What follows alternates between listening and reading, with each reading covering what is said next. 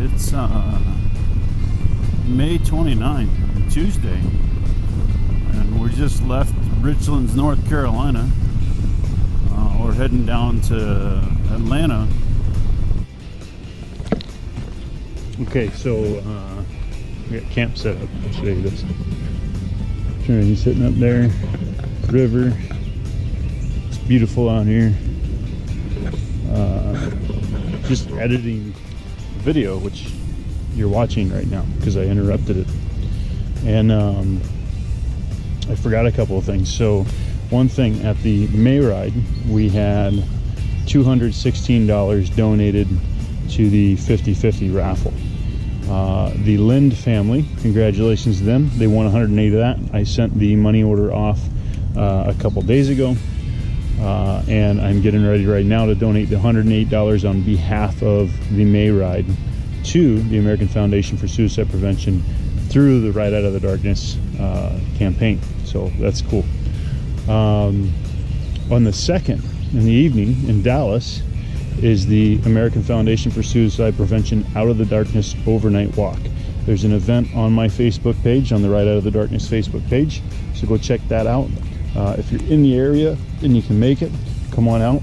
I'll have a couple of t-shirts and patches. More importantly, I want to hear your story. I want to meet you, and I want to learn why you support the Ride Out of the Darkness page, the American Foundation for Suicide Prevention, or whatever else. Man, look at this. It's just beautiful. Look at all that. This place on the other side over there has amusement park kind of stuff like that. So Stone Mountain Park is what it's called. So we had two $500 donations just in the past couple of weeks, since the May ride actually. So it's been just over a week, and one of those came from a business. So Vagabond Construction, or I'm sorry, Vagabond Heavy Equipment, thank you. Rick, you're awesome. You rock. I appreciate it. And then the other one was actually from my girlfriend. So remember, any donation will get you entered to win one of 2 American flags and one of excuse me, Trinity's tank emblems, the Harley Davidson tank emblems. $5, $10, whatever, doesn't matter. The 2 highest donations, one from the business side and one from the personal side, which right now those are both $500. Those 2 individuals, whoever they end up being, will end up receiving one side cover or the other off of Trinity, with all the stickers of all the places that she and I have been on this trip. So don't forget about that. I don't push donations that hard because you guys all work hard for your money, okay? And I get that, I understand that. I do appreciate those of you that have been able to donate. Those of you that aren't able to donate money, I appreciate your support. It doesn't really matter which way you go. Some people just refuse to donate money, and that's fine. I don't take cash donations. I've turned quite a few down over the past couple weeks, and refer people, hey, get on to either the Facebook page at facebook.com/rideoutofthedarkness, or the website rideoutofthedarkness.com, and go ahead and put your donation in there. That way it goes straight to the American Foundation for Suicide Prevention, and nobody has to be asking, hey, what's Grant doing with all the money? I'm not doing anything with the money because I'm not touching it. And then you get the tax write-off to the 501c receipt, so that when you go do your tax return, you get credit for that. So that's that. I kind of forgot to mention those. Once again, big thanks to all my sponsors: Biggs Harley Davidson, Cruise Armor, Custom Dynamics, Law Tigers, Leslie K Insurance, and Tire Dynamics of San Diego. You guys have all been amazing, helping me on this journey. I appreciate it. More importantly, each and every one of you watching and following on Facebook and Instagram, you guys rock, because without you guys, my efforts are null and void. So I love you all. Thank you. Back to your regularly scheduled video. You can see there's not a clear spot in the sky. It's all cloudy. Obviously the roads are damp right now. There's sprinkling on and off throughout the area. It's going to be like this all day, but not supposed to get dumped on like I did yesterday. I was so wet when I got to Sean and Jill's house. I stayed at Sean and Jill's house. Thank you, Sean and Jill. Ended up having the perfect night last night, really. I got there and it was obviously Memorial Day, so hopefully you all enjoyed Memorial Day and remembered those that have been lost fighting for this nation. for this nation's freedom. Because that is what Memorial Day is about. Veterans Day is thanking a veteran for their service and being thankful for their service. Memorial Day is remembering those that are no longer with us. There is a difference. It does matter. Often I get thanked on Veterans or on Memorial Day. It's like, no, that's not what today is. If you thank a veteran on Memorial Day, you are removing the value of what Memorial Day is to those families that have lost, loved ones in their lives. So just kind of think about that a little bit. But thank you again, Sean and Jill. That was honestly, even though, we sat around and shoot the breeze a little bit and watched some Star Wars and ate some pizza and had some good dessert. That was the perfect day or the perfect night, especially after riding through 100 miles of pretty good rain and being soaked to the bone. That was a perfect night, man. I need to force myself to have those again. I stayed with my high school buddy and his family back in February, and I got there with short notice, and I get there and Brian's like, well, we didn't really know you were coming until not too long ago. I said, yeah, I get it. And his wife Kim's like, well, we're having chili dogs tonight. I hope you don't mind. I said, you know what? That's perfect, actually. So it was good. It was a good time. It's always good to see them. Always good to hang out. So I had another friend from my past contact me last night too, and they're actually both going through extremely similar situations. I explained to my friend that was basically walked out of my life when she started dating the gentleman that she was dating about a little over 2 years ago now. And but she contacted me and said, hey, I'm sorry, we caught up a little bit, but I'm 3 hours ahead, and was like, hey, I'm going to bed here in a bit. But the thing is I told her flat out, like, hey, I forgave you long ago. I knew both of these ladies' exes have insecurities, and in the end, the insecurities, especially with the one that contacted me, that we knew each other for a good bit. We knew each other pretty well. We knew a lot about each other that most people don't get to see, stuff like carnal knowledge kind of stuff. We knew each other at true, deep-rooted face value, if that makes sense. We knew it inside and out. So, but in the end, I knew when my friend cut contact with me, I knew exactly why. I knew exactly what it was. It was the insecurities of the other person. And we all have insecurities. That's not, I have insecurities. People see me and they think I'm the cockiest person out there. I'm just extremely confident. I have a grasp on my insecurities. I know that these are my faults. I know, for example, riding. I know that riding through the twisties, through the curves and the canyons and stuff, my anxiety is not a fan of that. Riding in groups, my anxiety is not a fan of that. My brain doesn't like to do that. So I slow down. And, people give me a hard time about it. My good friend Jean, she'll kind of give me a hard time and give me some rib jabs and poke at me and stuff. But I also know that, yeah, she's doing it, but I know that she's like, I understand, I get it, Other people don't understand what it's like to have anxiety. And even though and one person that used to always harp on me about it has anxiety, but can't relate his situational anxiety to my situational anxiety. He doesn't understand that it's the same thing. So whatever. But I've grasped a hold and realized that this is a fault of mine, or it's not, depending on how you want to look at it, because I'm still riding my bike to my ability and my comfort zone, and that's something that as a rider and a driver too, it's a little bit different driving, a little less important for most people, to deal with. But that's a fault of mine. Another fault of mine is I want to fix everything. want to fix everyone. I want to help everyone. And that's a good fault to have for the most part, but sometimes it's not. So we all have our insecurities. We all have our faults. We know that. But the difference is that when you get into a relationship and a person wants you to strip away your friends, and then to not do certain things that you've always done, and then to not go certain places, and then, what they're doing slowly over time is changing you to the way they want you to be. And, two people started dating because they liked the other person of who they were. They liked who the other person was. That's why they started dating. If you have to date anybody, I don't care if you're a dude dating a dude, or a dude dating a chick, or a chick dating a chick, or a chick dating a dude.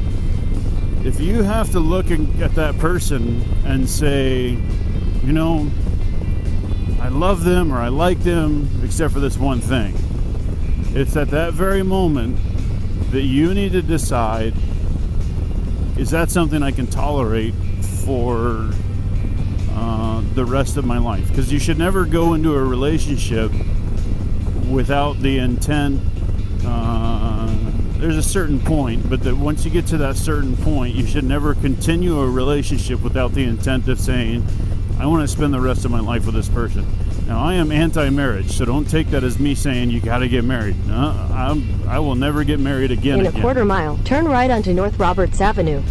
Thank you, Google. So, but if it's something that you can't deal with, then you need to tell the person, hey, this one thing just drives me insane. So we've gone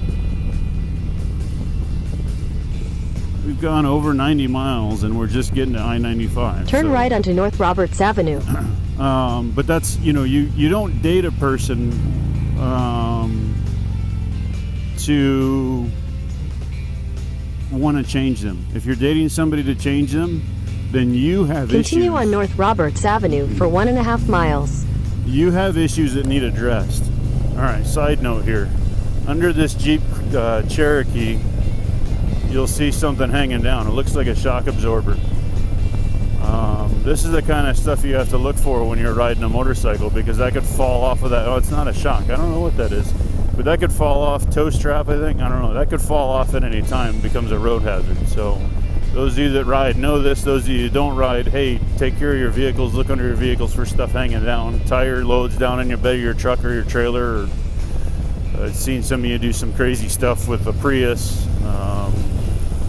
Make sure you don't have anything getting ready to fall off your car. It doesn't matter if it hits a car. It might flatten a tire and cause a wreck. It might hit a headlight. It might go through a windshield. But if it hits a bike, it's usually bad. So, all right, back on the subject though. So if you're dating somebody and you feel you need to change them, you need to step away from life. You need to become single. Not step away from life. You need to step away from that relationship. You need to become single, and you need to reevaluate your priorities. Because if you're trying to change anyone in this world against their will for your personal benefit, because you want them to be a certain way to date them, then you have issues. Now, is my girlfriend perfect? No. She's amazing, but she's not perfect. And I'm not perfect either. I'm further from perfect than she is. But does she have... In a quarter mile, use the right lane to take the I-95 South, US 301 South ramp. Does she have quirks? Does she have little idiosyncrasies, or as we call them in the military, isms, that I don't? Yeah. Do I have a ton that she doesn't? Use the right lane to take the I-95 South ramp, then merge onto I-95 South. It's just one of those things. We're two different people. We don't have... There's no two people that are identical. Now, her, her little idiosyncrasies actually work very well with a lot of mine, and that's why we work so well together, is because our imperfections complete each other. So continue on I-95 South for 58 miles. In the end, it works. And people say, "Oh, opposites attract." Well, opposites in a lot of cases do attract. my second marriage and I were opposites, and I can tell you that for me that didn't work. But my girlfriend right now, our differences work well together, and it's been a very natural relationship, and that's what a relationship should be, is a natural occurrence. It should just kind of flow and happen. There have been 2 issues in the over 2 years we've known each other, 2.5 years we've known each other, and almost 2 years that we've been dating, that one was a communication error, and we talked about it and got through it. And the second one, or actually the first one, was just one of my things. I don't care if you squeeze my fingers together, I freak out. I don't know where it comes from, I don't know what it's from, but it happens. So, and she accidentally squeezed my fingers together and I freaked out. And, you know, I had to calm myself down real quick, which I did. I was like, hey, we need to leave, just go get in the car. And that's what happened. So, you know, and she knew, she forgot what she was doing. She didn't mean to do it. It was innocent. I had to remind myself of that, like, hey, she didn't do this on purpose. She wasn't being malicious, you know. So it all worked out. It was good. And then in over 2.5 years of knowing each other, and just under 2 years of dating each other, that's two times, and we communicated through both of them. That was the thing. Once again, there we are talking about it, communication. So, but in the end, like I said, if you have to change somebody, could I look at her and be like, oh, I could change this or change that? I could. Are there things that we can both improve on? There are. Are there things that we have both built each other up on to become better people?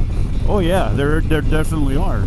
And so in the end, that's different. If, you know, she's coming to me and built me up in certain aspects and ways, and you know, in the end, it's made me a better person, it's made our relationship stronger.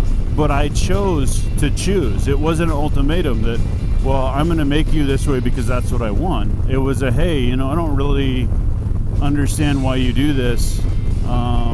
You know, why do you do that? And I don't know. I didn't even realize I did it. And next thing you know is, yeah, that's better. I'm going to work on that, you know. Well, okay, I don't want you to change, but I just didn't understand why you did it. And next thing you know, again, our relationship has become stronger, communication channels more open, and we both become better people. So that's the thing. Don't ever date somebody and be like, oh, I could date her if she wasn't this way, or if she went to the gym all the time, you know. If you find a person, let's use that as an example. If you find a person that you love spending time with, but they don't share the same interests as such the gym as you do, invite them. If they want to come, let them come, you know. Explain to them it's not, hey, I think that you're out of shape or whatever. It's, you know, that's the wrong deal. If you can't love them and accept them for the way they are when you met them, then you don't need to try and be dating them. But again, if you want to spend more time with them and you think they would enjoy the gym, get them into the gym. And if they like it, you never know. Maybe they'll become better, you know, fitness head or you know, muscle head or whatever, or you CrossFit, whatever. Maybe they'll become better at it than you and push you to do better. Or maybe they'll become more involved in it, you know. And that can sometimes become a struggle. I've had relationships where, you know, one person introduced another person to a hobby, and she became better at it than him, and his insecurities caused the relationship to fall. It's like, well, hey, use that as a drive to you bettered that person, now let them better you. The master can become the teacher. It happens all the time. There's nothing wrong with that. So, hey, North Carolina Battleship Memorial is actually pretty cool. So if you've never been to it, you should go. But anyway, back on track. Squirrel. You know, that's the thing, is don't ever try to force change on somebody. Don't ever try to control or manipulate anyone really, but especially a relationship. Because in the end, it literally is only a matter of time until that person's eyes are open. That's what happened in my second marriage, okay? I wanted to change. I thought I wanted to change, and I wasn't really sure about it. And the next thing you know is I realized that change over about a year and a half, that change wasn't healthy, and it wasn't really who I was. And I started looking back, and over the past year and a half, it's like I don't have any friends that are mine. I have friends that are my wife's friends' husbands, and I have, I'm not allowed to go do my hobbies. I'd come home from work at a 10, 12, 14, 16, 18-hour day of work, or even a 26-hour day of work for a duty, overnight post. And I just want to go in a garage and work on my things and do my things for a little bit, You don't have to share every interest with each other, but give me some time to do my stuff. And so we would agree that I could have an hour or an hour and a half or 45 minutes or whatever. And literally 5-10 minutes later, she'd come in and be like, hey, are you done yet? I want to do stuff. I want to do this, I want to do that. Like, I need, you need in your own relationship, whether it be marriage or just a dating situation, long-term or short, you need your personal time. So make sure you're getting your personal time too. That is a healthy thing in a relationship. Obviously, I'm getting my personal time on the back of a motorcycle. Trinity spent more time with me this year than anyone else. So some of you guys watch all my videos. That might count too, I guess. But so, don't try and change somebody. Don't try and alter them, because one day I woke up and realized that everything about who I was, and I mean just about everything, the way I was getting my hair cut, the way I was dressing, the people I was hanging out with, the vehicles I was driving, none of that was me. And I realized in an instant that my ex had, over the years, manipulated me and changed me to closer to what she wanted me to be. And had I continued to roll over on my back and just let it happen, she may have ended up having the perfect husband, She's remarried now. I hope she has the perfect husband, but I hope he was that way when, they met. I hope he was what she was originally looking for then. I want everybody to be happy, even if I don't like them. I don't care for my ex, either one of them. But I don't wish him anything bad. I have forgiven them long ago. So pay attention to what's going on in your relationship on both sides. Make sure, again, that you're not the one trying to manipulate, change, or coerce somebody into becoming something they're not, or something they don't want to be. Because then one day they're going to wake up and you're both going to be unhappy and hurt, and it's not worth it. All right? So be safe out there, okay? And remember, you have value, you have purpose, you are loved, all right? I promise every one of you, there's somebody on this earth, there's quite a few people for all of us, in all honesty, that love us, all right? Be loving, have a great day. Talk to you soon.